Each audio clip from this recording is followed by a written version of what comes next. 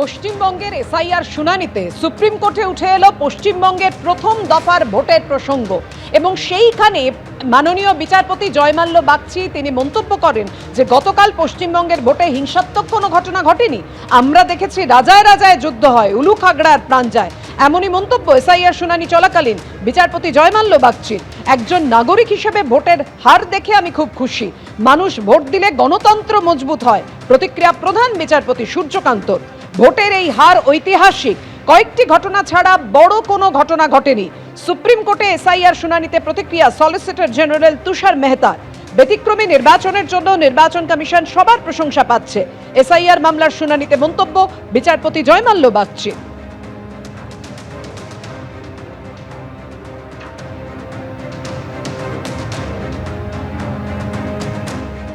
প্রায় 34 লক্ষ অ্যাপিল আছে, সে অ্যাপিলের মধ্যে মাত্র 139টা ডিসপোজাল হয়েছে। সে 139টার মধ্যে 136টা ফেভারে গেছে মানুষের, তাদের নাম ইনক্লুড হয়েছে। কিন্তু এই রকম স্লো রেট অফ ডিসপোজাল হলে উদ্দেশ্যটা তো যেটা ছিল, সুপ্রিম কোর্টের যে উদ্দেশ্য ছিল সেই উদ্দেশ্যটা তো পালন হচ্ছে না। তখন চিফ জাস্টিস অফ ইন্ডিয়া বললেন যে এই যে তোমরা চিফ জাস্টিস অফ ক্যালকাটা হাইকোর্টকে অ্যাপ্রোচ করো, chief justice of Calcutta high court will give necessary instruction to dispose of the appeals.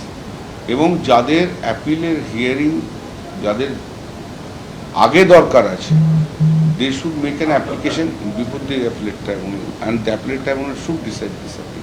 আরও বলেছে ওটাতে যে আরও অন্যান্য যদি কোনো ডিফিকাল্টিস থাকে এখন, সেই ডিফিকাল্টিসগুলো জুডিশিয়াল সাইডে চিফ জাস্টিস উইল ডিসাইড। আর এই প্রথম দফায় রেকর্ড ভোটিং নিয়ে প্রধানমন্ত্রী নরেন্দ্র মোদী তিনি দাবি করছেন অনেক জেলাতে তৃণমূলের খাতাই খুলবে না।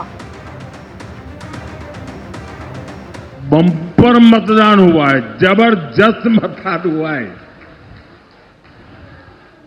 देश आजाद होने के बाद देश ने कभी ऐसा देखा नहीं जो इस बार बंगाल के लोगों ने करके दिखाया है।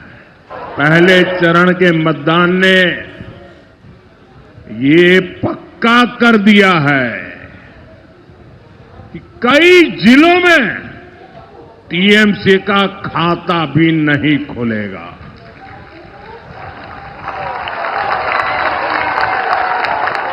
अब दूसरे चरण में आपको टीएमसी की करारी हार पर और विकसित बंगाल के संकल्प पर पक्की मोहर लगानी है।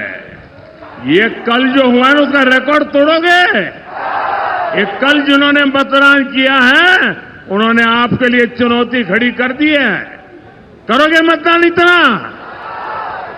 एबीपी आनंद एगिए थाके एगिए राखे।